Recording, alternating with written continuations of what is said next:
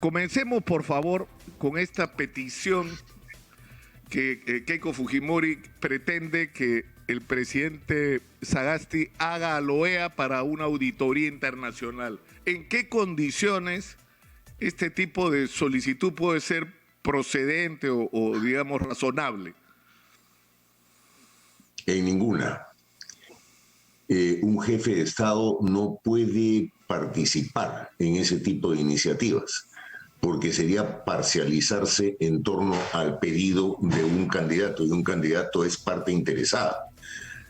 Pero más aún, aunque lo pidieran los dos candidatos de la segunda vuelta, y las segundas vueltas en América Latina siempre son reñidas, lo que ocurriría es que el Poder Ejecutivo estaría emitiendo una opinión. Y una opinión que además en este caso específico de lo que sucede en el Perú estaría a contramano de la posición de la OMPE y del propio Jurado Nacional de Elecciones, que son los órganos responsables del acto electoral. En consecuencia, eso es improcedente y por supuesto que no va a pasar. Y aunque pasara, en el supuesto negado de que el presidente Sagasti presentara esa solicitud por una auditoría a la OEA, la propia OEA no la podría procesar, porque la única forma en que pueda darse esta denominada auditoría por parte de la OEA es que lo pida el Jurado Nacional de Elecciones. Y el Jurado Nacional de Elecciones no lo va a pedir porque sería cuestionar el trabajo de la misma institución de ellos y cuestionar el trabajo de la OMPE. De manera que el resultado electoral que dio la OMPE en la práctica, y tú lo has señalado en tu intervención inicial, es cosa juzgada. Ahora, Harold, normalmente, digamos, y tomando como referencia lo que pasó en Bolivia con la elección de Evo Morales, se dio un contexto muy conflictivo porque no era solamente un escenario en que quienes habían perdido frente a Evo Morales reclamaban. El problema en Bolivia fue que observadores, digamos, independientes decían esto no es normal, acá está pasando algo que no está bien, pero lo que está pasando en Perú es al revés, ¿no es cierto? O sea, no hay hasta este momento ningún organismo internacional y ningún gobierno que haya participado de alguna manera en la vigilancia del proceso electoral que haya concluido que acá había algo irregular como por hablar de fraude. No ha habido ningún gobierno y no ha habido nadie además. En el caso específico que tú señalas de Bolivia, bueno, por supuesto que el presidente Evo Morales, que era candidato, estaba en el ejercicio del poder, y eso siempre introduce en América Latina una condición problemática para la credibilidad electoral. Eso no pasa en el Perú. Pero ese no es el punto. En el caso específico de Bolivia, la misión electoral de observación de la OEA es la que se pronunció, es la que tuvo una posición de que había en el proceso lo que se denomina en la doctrina de la observación internacional una conducta potencialmente fraudulenta. Y eso se complicó además con un apagón informático que llamó a muchísimas sospechas. Entonces la comunidad internacional en general tomó cartas en el asunto, cuestionó la validez del proceso y, como te digo, la misión de observación de la OEA es la que señaló que las cosas no estaban bien. En el caso del Perú sucede exactamente lo contrario. La misión electoral de la OEA señala que las elecciones han procedido totalmente ajustadas a derecho, y tú has mencionado los organismos internacionales, has mencionado el Departamento de Estado de los Estados Unidos cuando señala que las elecciones en el Perú demuestran un vigor importante de la democracia en nuestro país. Eso es lo que resulta sorprendente, porque hay una delegación compuesta por dos congresistas electos, por Daniel Córdoba, que a estas alturas ya fue descalificado por César Acuña como representante de Alianza para el Progreso. Es más, entiendo que le han pedido que defina cuál es su posición con respecto al partido, porque a nombre de su partido no está hablando. Entonces, es un misterio a nombre de quién habla. En todo caso, es la persona de Daniel Córdoba que está ahí. Y un abogado, Oscar Sumar. que están haciendo una conferencia esta mañana en Washington pidiendo esta auditoría. ¿Qué posibilidades tiene de que alguien les haga caso en el contexto en el que estamos, en que ya las declaraciones como tú mismo has recordado, el Departamento de Estado y de la Cámara de Representantes son tajantes, ¿no? Bueno, lo que logre esa misión tendría que medirse con una cosa, que sean recibidos por el secretario general de la OEA. Y es más fácil que pase un camello por el ojo de una aguja a que el secretario general de la OEA reciba una delegación que es parte interesada, que representa una candidatura. Eso no va a pasar. En consecuencia, es básicamente un hecho de tipo publicitario, ¿no? Me incomoda referirme a eso porque esas personas que señalas son mis amigos. Pero en este caso, uno tiene que ser amigo de los amigos, pero también amigo de la verdad. Y la verdad es que la OEA tiene una posición tomada y jamás la Secretaría General de la OEA va a ir en contra de lo que señala su propia misión electoral. Claro, eso lo ha dicho el propio secretario general de la OEA claramente, ¿no?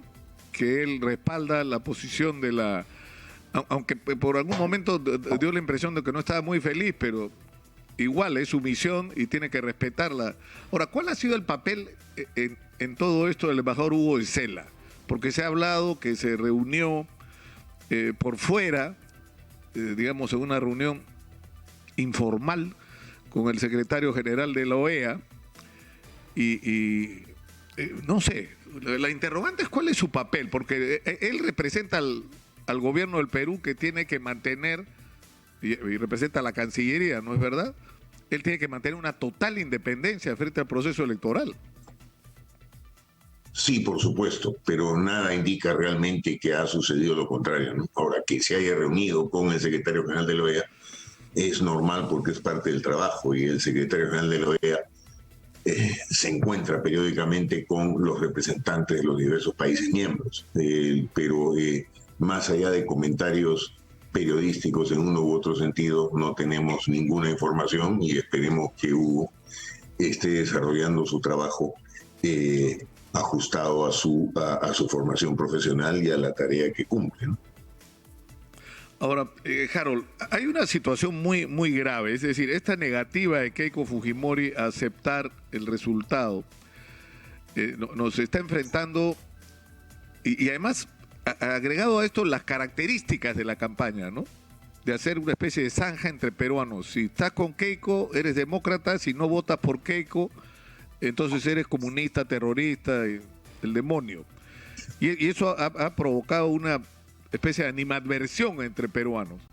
El problema es que esto ya está llegando a extremos. O sea, ha fallecido el día de ayer el señor Zacarías Meneses Taco, que según el reporte del certificado de defunción, la causa principal de la muerte ha sido que él padecía una cirrosis hepática, pero él fue golpeado el jueves pasado, y lo que estamos tratando de determinar hoy, hablando con los médicos que lo han tratado, es si ha habido alguna relación entre la golpiza y el agravamiento de su situación, lo cual sería muy delicado, pero igual, así no haya sido la causa directa de la muerte del señor Meneses Taco, ya estas son señales de violencia, Harold, que preocupan, de un nivel de intolerancia de un grupo de gente que se hace llamar la Resistencia, que ha ido a atacar a un grupo de manifestantes de Perú Libre directamente, a sacarlos del frontis del Jurado Nacional de Elecciones.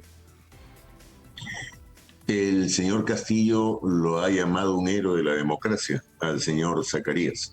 Y bueno, el propio ministro del Interior acaba de declarar que se abre una investigación al respecto, que esperamos que sea exhaustiva. Pero has tocado un punto muy sensible, que es el desconocimiento de los resultados. Ya, yo he sido 4 años embajador del Perú en Estados Unidos, y alguna experiencia tengo en los manejos del Departamento de Estado en este tipo de situaciones. Como sabemos, el Departamento de Estado es el primero. Estados Unidos es el primer país que se apresura en señalar la validez de las elecciones en el Perú. Pero hay una razón detrás de esto. es que se puede empezar a afirmar en diversas partes del mundo una tendencia muy negativa, que es el hecho de que los perdedores de los procesos electorales desconozcan los resultados, judicialicen los procesos, utilicen a sus seguidores y utilicen a medios de comunicación para crear una situación de inestabilidad con relación con el resultado final. El ejemplo más concreto y más lamentable y más triste que dio Estados Unidos, y esa es la preocupación enorme de ese país ahora, que el mal ejemplo no vaya a cundir en otros lugares, es el desconocimiento de Donald Trump del resultado electoral de las elecciones de noviembre del año pasado, donde sabíamos rápidamente que el ganador a nivel del voto popular y al nivel de los estados había sido Joe Biden. Y sin embargo, esa misma noche, Donald Trump y sus seguidores proclamaban su victoria.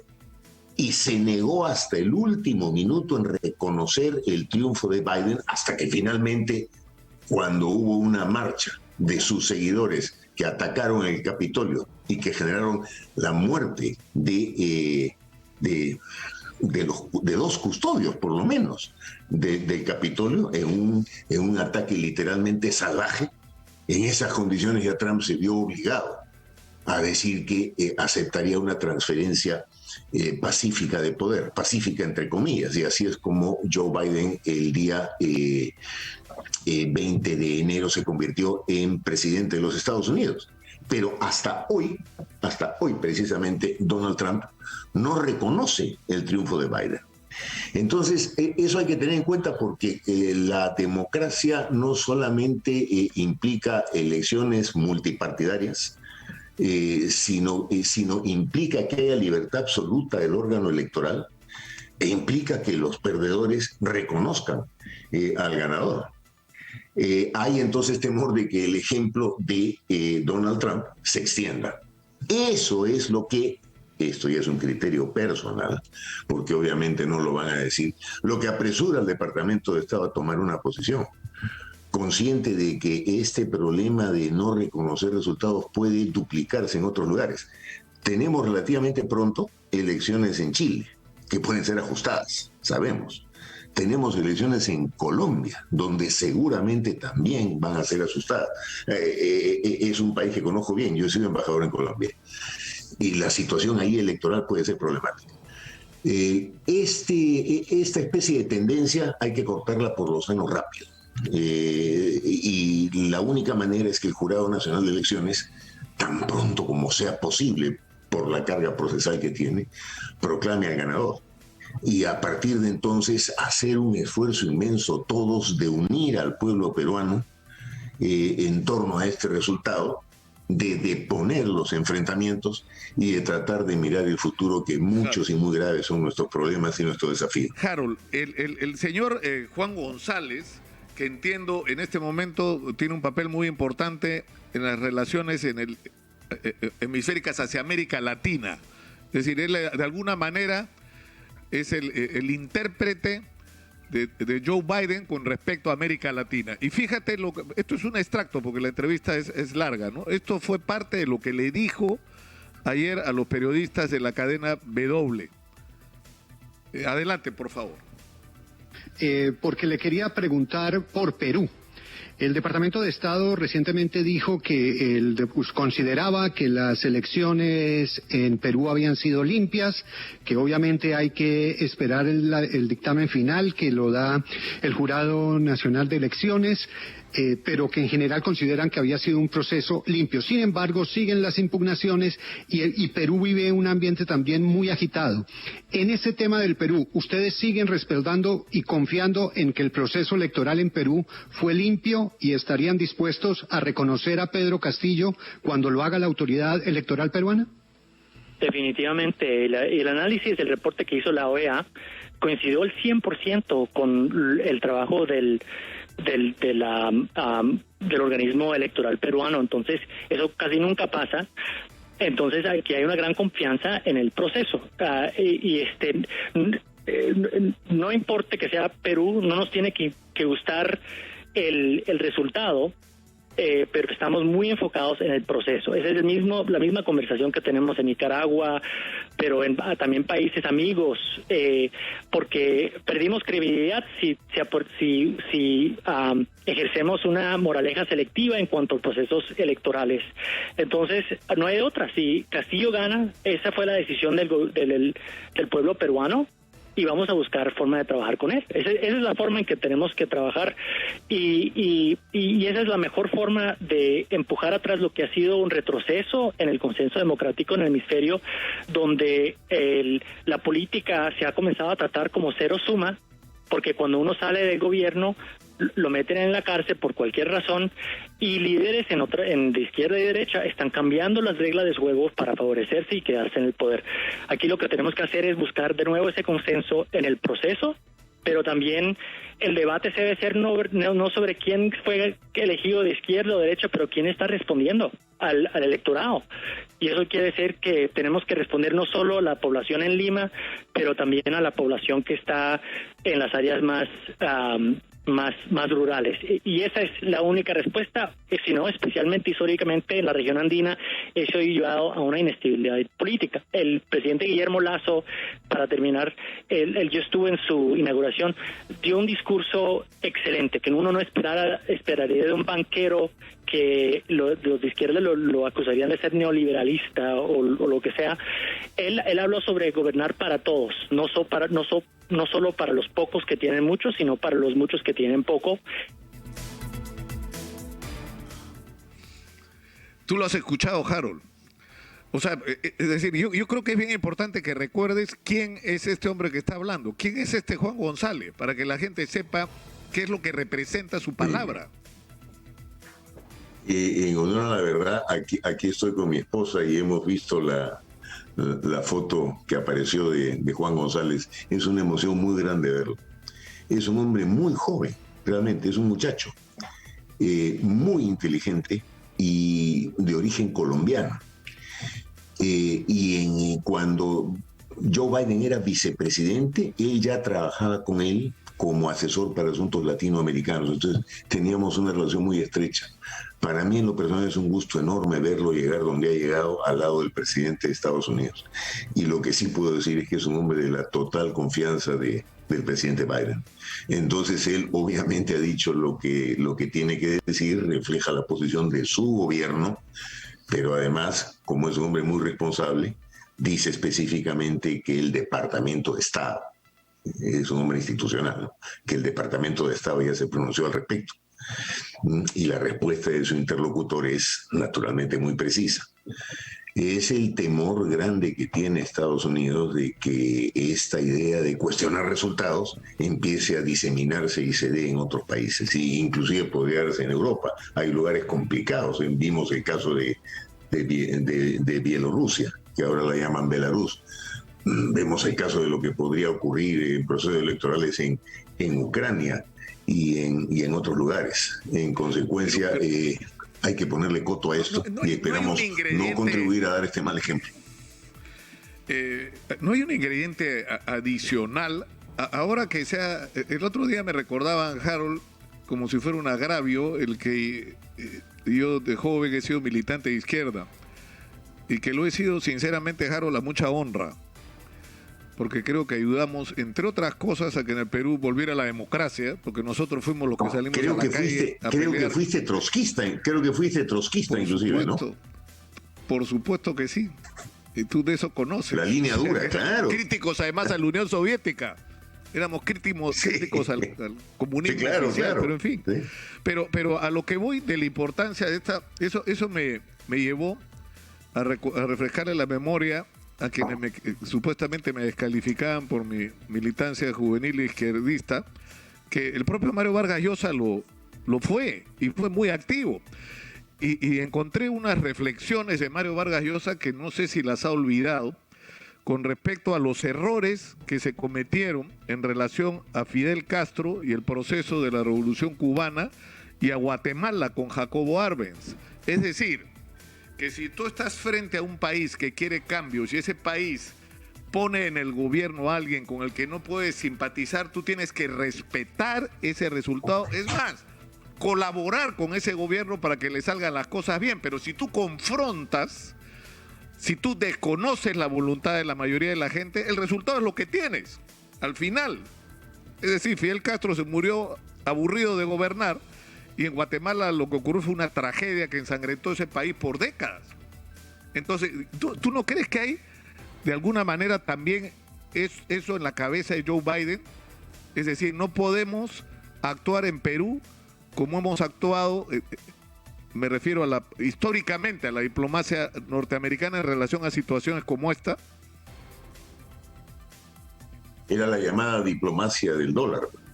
En el caso específico de Guatemala es una tragedia griega, literalmente, lo que le pasó al presidente Jacobo Arbenz, y años después el Estado guatemalteco ha pedido oficialmente perdón por lo ocurrido y perdón a la familia de Arbenz, ¿no? Donde la reacción internacional fue acusarlo de comunista con el dinero de la United Fruit, y promover eso en el Congreso de los Estados Unidos y en los medios de comunicación en Estados Unidos, de la mano de un publicista muy hábil al estilo de Goebbels, ¿no?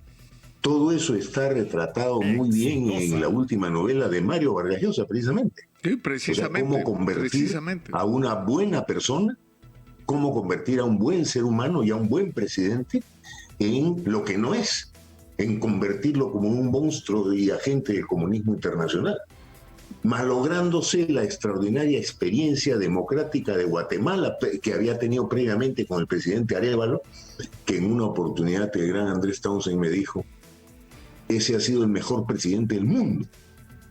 Y eso era Guatemala, un ejemplo de democracia. Muchos peruanos en aquella época se iban a exiliar allá. Y todo está perfectamente nítido en la novela de Mario Vargas Llosa. Cómo convertir a una persona normal en un monstruo comunista.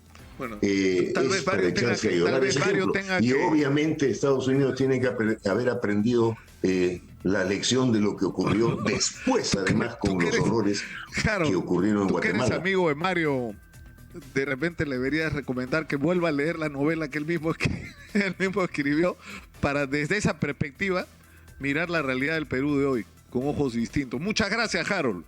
Como siempre, muy gentil, un gusto. Un placer inmenso encontrarme contigo después de tanto tiempo. Un gusto saludarte, y parece que estamos peinando algunas canas ambos, ¿no es cierto? El tiempo pasa, ¿ah? Inexorablemente. Un abrazo, Harold. Un abrazo. Un abrazo, Nicolás. Me piden que te pregunte por George, pero... ¿ah? Mucha gente me decía, ¿cómo un futbolista puede ser político? Yo le decía, porque no conocen a su viejo.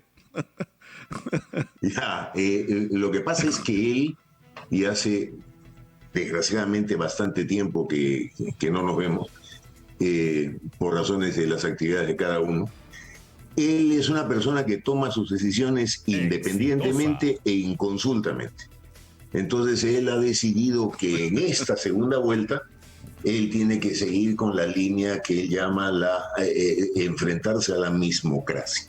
Y de alguna manera para él, el presidente, el futuro presidente, muy posiblemente Pedro Castillo, representa eso, el cambio radical, que de alguna manera también lo representaba él en el proceso electoral con el 1.000.000 de votos que obtuvo.